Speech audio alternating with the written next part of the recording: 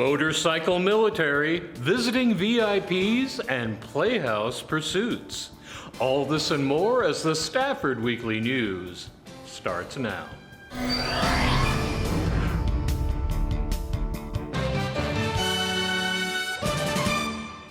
Welcome to the Friday, March 29th edition of the Stafford Weekly News.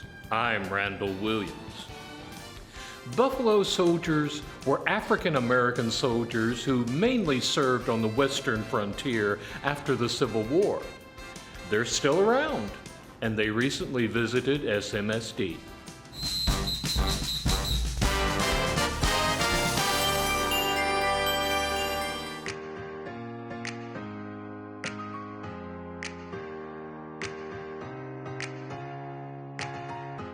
I'm the Chief of Schools here in Stafford Municipal School District, and today we had the pleasure of having the National Buffalo Soldier Motorcycle Troop come and visit our campus today.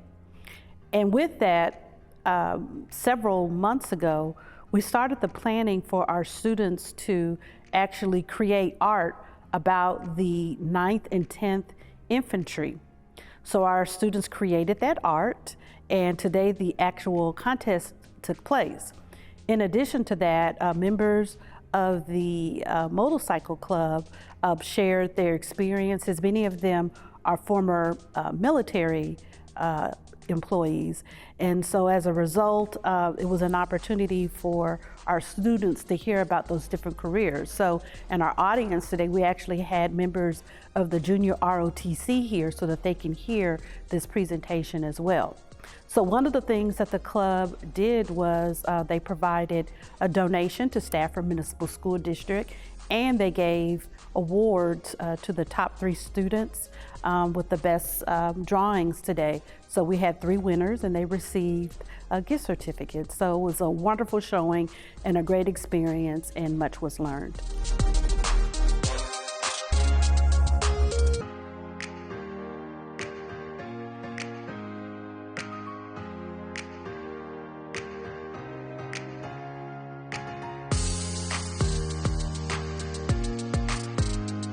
I'm a probationary member of Buffalo Soldiers and Troopers Motorcycle Club, and we're here today at Stafford Municipal School District to celebrate the history of the Buffalo Soldiers and their contribution to expanding the West for the United States.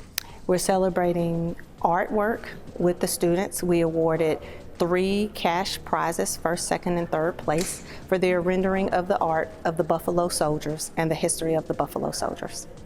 Today we're celebrating the Stafford Municipal School District students and their participation in the Arts History program, celebrating the successes of the Buffalo Soldiers. The students had over 21 pieces of artwork. We came to celebrate their artwork and award 3 cash prizes to 1st, 2nd, and 3rd place winners. 1st place winner was awarded a $150 gift card. The 2nd place winner was awarded a $100 Visa gift card, and the 3rd place winner a $50 Visa gift card. We wanted to encourage the kids to pursue their careers, to make a contribution to society, whether that's a career in military or whether that is a professional career in another passion that they have. We want to thank the Stafford Municipal School District for having us here today. We hope to soon one day join you again and participate in future endeavors. We also want to thank the students and their participation in this piece of portraying the artwork, and on behalf of the Houston chapter of the Buffalo Soldiers and Troopers Motorcycle Club, thank you. The Spartan basketball team had a great season thanks to our gifted athletes. Sean Pettit brings us a profile on one who presents a double threat on the field.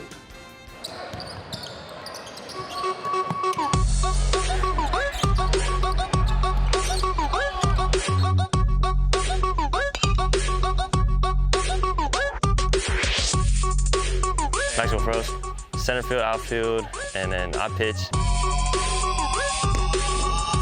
We'll go with pitcher.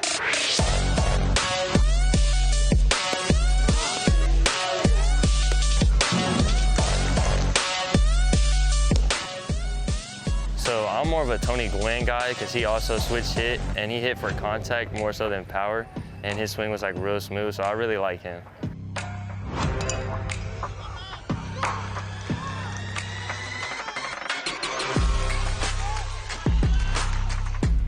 We'll go with Luka Doncic because like he's very crafty and he's not the most athletic guy, so he kind of like sneaks you up and he tries to find the easy ways, you know, to get the bucket.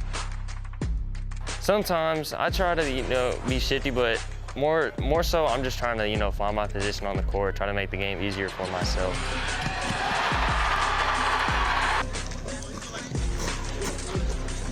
Put out from center field, be flashy, you know, show out my arm.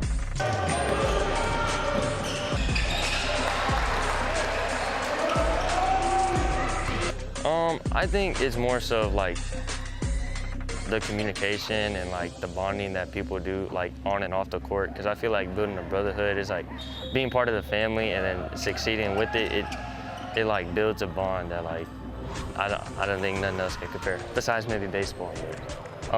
So I love to hear of cleats on dirt, the bat and the ball, just the nice pop of the glove. And again, you know, as a team, you know, we compete together, it's a nice team win, so I feel like that, it feels great. So that's what I'm aiming for, even if it's not D1, like, you know, D2, you know, anything, I really want to play both sports in college. That's my main goal. I just been playing since I was 4 years old, and it just holds deep to me. My parents didn't really play baseball or softball or nothing, but I don't know, it's just, I grew up playing it and just became good at it. I think it's more like my outlet of the world, because when I'm here, like, all my problems go away. So it's just like an outlet from reality, because, you know, just you know, the game itself is a very beautiful game, and, you know, and not two people can play it, because you batting a 300 batting average, which is only 30% of you getting a hit, is very hard. So, or pitching wise, you know, throwing a ball 9 miles an hour from 60 feet is pretty hard, and I just feel like it's a cool, nice, hard game that if you can like perfect your craft in it, it's like a real cool aspect. I feel like it's more like learning from your failures, because baseball, you're gonna fail a lot. Basketball, you're gonna fail a lot. So I feel like it's learning from your mistakes and failures and bouncing back. As in like last year, we lost in the regional finals in basketball. And you know, we bounced back this year and made it to state. And you know, last year, we went 3-0 in district as well for baseball. And this year, we're trying to bounce back and actually make the playoffs. So I feel like it's just learning from your past mistakes. It's cool because we're close to one another, so just, you know, going through a season with them is pretty nice. Also, again, it's like a reality check from the world, just hearing the sneakers squeak and the net, and like it's also more like a flow, and I just feel like, and you know, at Stafford we win a lot, so it's kind of cool winning.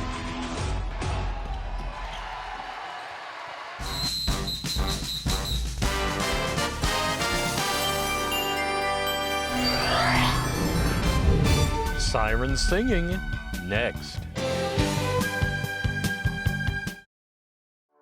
In Stafford, diversity is not just a number, it's who we are. When you are here, you become part of the story. You can sleep well knowing we're always on the job and looking out for you. It's a great place for growth and opportunity. Tradition starts here. We teach your children and we stick around for your grandchildren. We are one. We are Stafford. This is the city of Stafford, and we are one.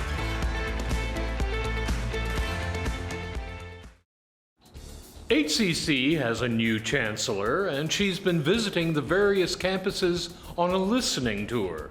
This week, the Stafford campus.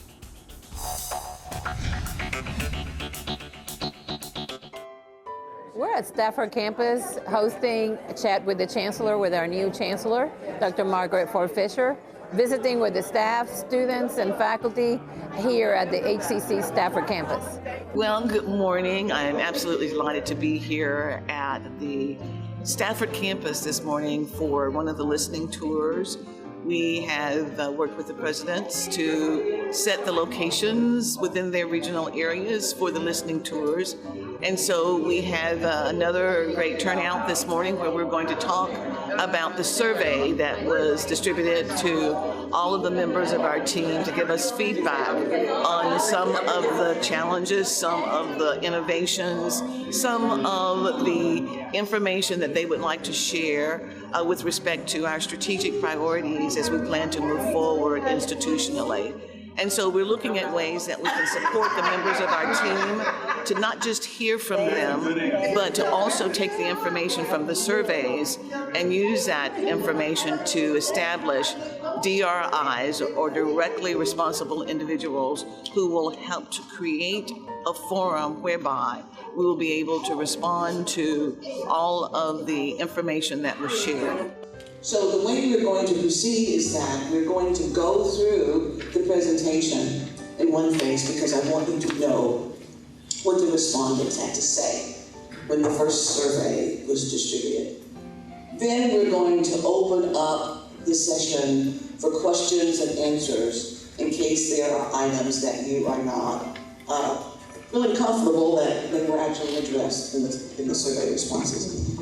And then we'll have quarterly sessions where we'll be able to share updates with members of the team. So we don't want to be autocratic in our decision making. As we prepare for the budget, we want to make sure that we've listened to members of the team and that we're going to be presenting information to our Board of Trustees that comes from the body whole about what we'd like to present, how we would like to help to inform the mission and the vision of the institution as we move forward. This is the area where there's a lot of creativity. In Houston, there's a lot of creativity. The problem is that investors will come here, they'll look at what we're doing, get our ideas, and then they'll take them elsewhere. When they take them elsewhere to implement, what does that mean? Jobs. Jobs. Not for here necessarily, but in other locations. So what can we do to make sure that we are able to address the populations in need here in our community college area, in order to make sure that we have not only the skills and educational attainment levels to keep the Fortune 500 companies located here in the city of Houston, but to also advance the quality of life that we all want in our city. So I'm looking forward to another great morning working with the team in order to go over the survey responses and then to hear from them as well about any additional comments that they would like to make and share. Another Women's History Month is drawing to a close, and the HCC Music Department observed it with a second recital celebrating American women composers.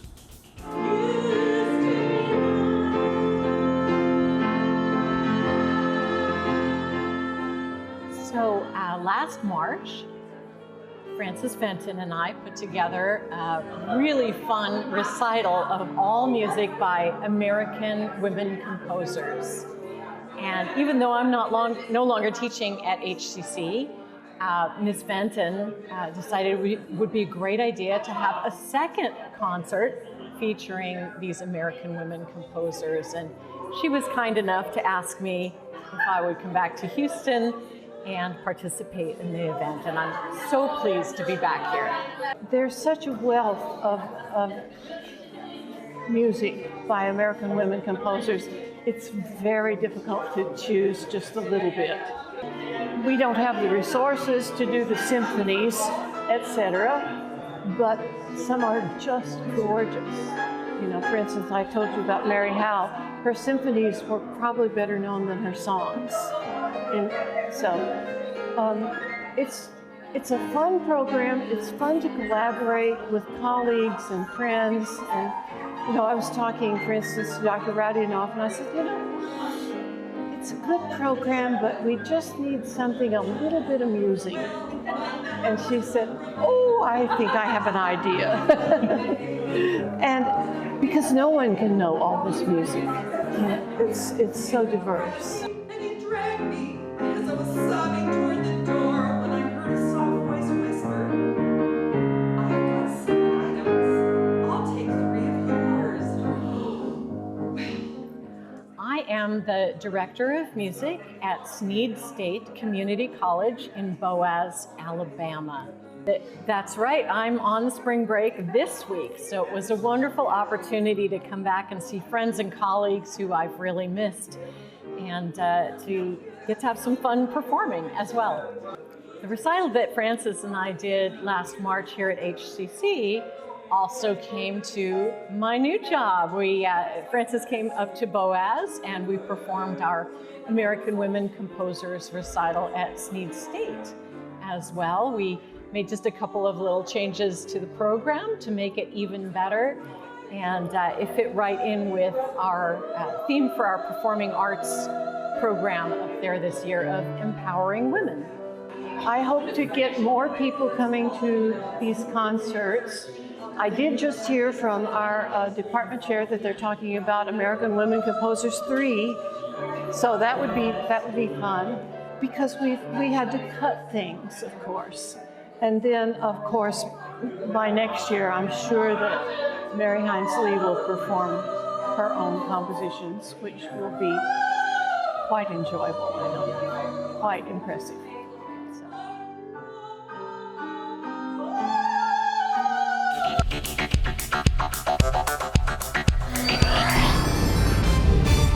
Go Fly a Kite, next. You can try, but you won't find another city like Stafford, Texas. Serving our community just like you like it. Taking care of you and your home since 1945. We believe in STEM to learn and STEM to earn. We're heading into college certified and career ready. As a former student of Stafford, I take pride in keeping our classrooms safe. We are Stafford, we are one. Thursday, March 21st was World Down Syndrome Day, and the nonprofit support group Gigi's Playhouse came out to play.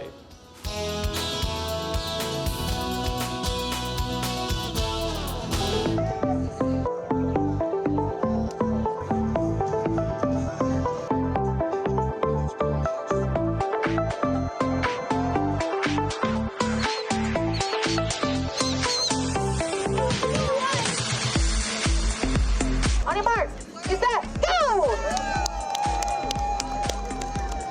We are at Long Acres Ranch in Richmond, Texas, celebrating our World Down Syndrome Day celebration, paired with our Gigi Fitness Acceptance Challenge.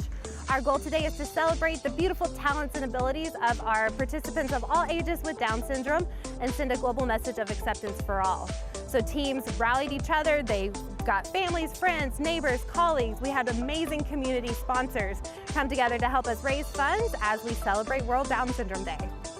So today we had a kids dash, we have a 1-mile inspiration walk, we had performances from our adult participants doing a country line dance, one of our very own adults sang the national anthem today for us, and then the rest of the day is a family fun day. We've got face painting, balloon artists, food trucks, games for the whole family. So we put on this annual fundraiser to help build awareness and acceptance for our individuals with Down syndrome. Down syndrome is the most commonly occurring genetic condition, yet it is the least funded and least researched. So we're out here spreading awareness, at the same time giving a place for our families to belong. Truly, truly incredible. So give yourself a cheer for being here today. I was a fan of Gigi's long before I took the role as the executive director. I have a background in special education, so supporting people of all abilities is my passion and my life's calling. So when Gigi's had the opening for an executive director, I put my name into the ring, and here I am coming up on a year. It's the best place to be. We welcome you to come see us, volunteer, stop by anytime. Our home is your home. I found out about Gigi's about 6 years ago. I was attending a luncheon and I sat next to someone at that time who worked at Gigi's. And she was telling me all about it, and I said, I'm going to put this back in my memory bank for when I retire. I retired after a 45-year career in banking this past July, and in August I was at Gigi's.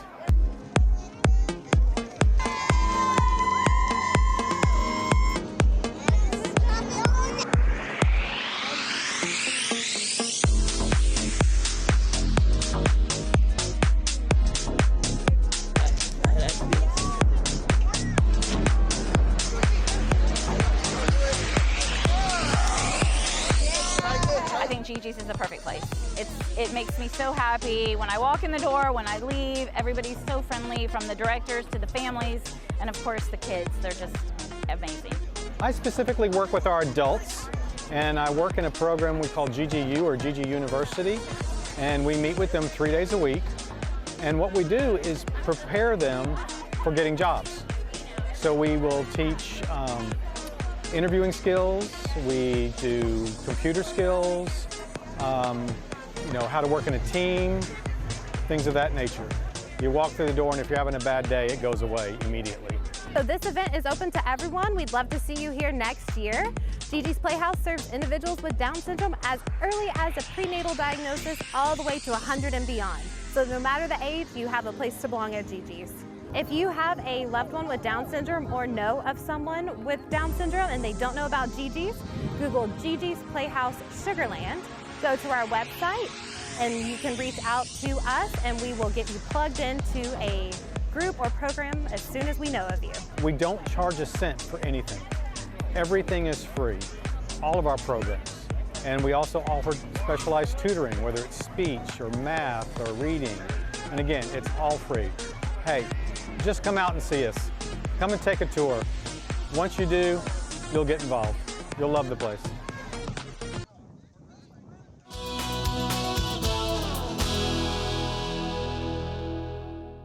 Some of us are old enough to remember that when you were mad at someone, you told them to go fly a kite. These days, though, that actually seems like good advice. And there's a whole festival to help you do just that.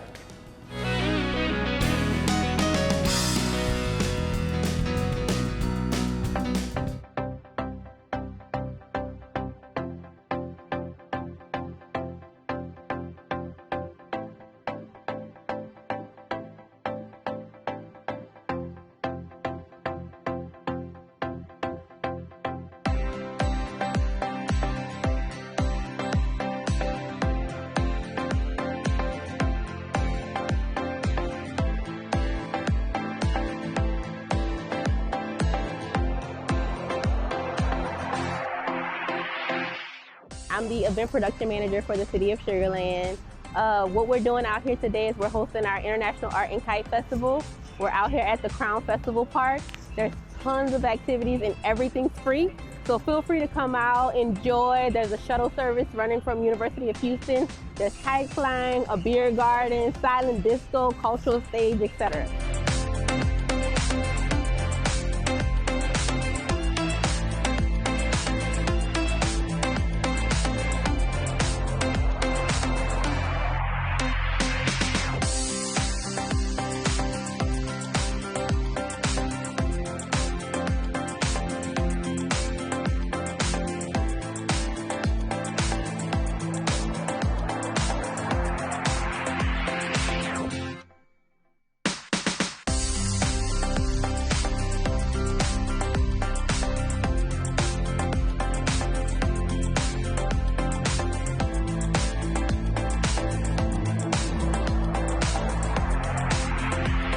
I'm an event coordinator for the City of Sugar Land.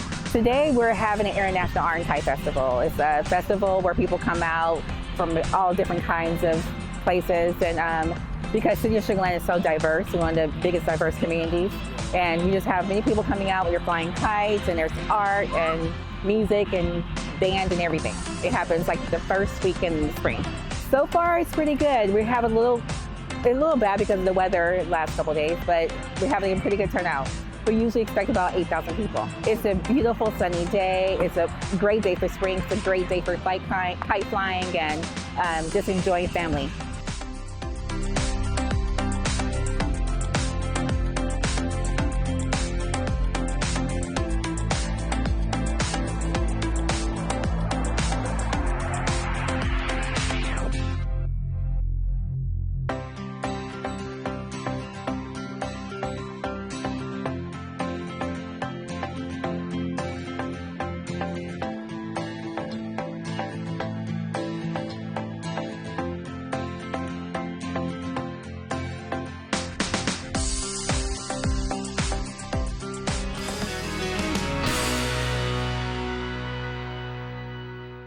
That's a wrap on our news for this week. Thank you for joining us. For everyone here at Stafford Weekly News, I'm Randall Williams. May all your news be good news.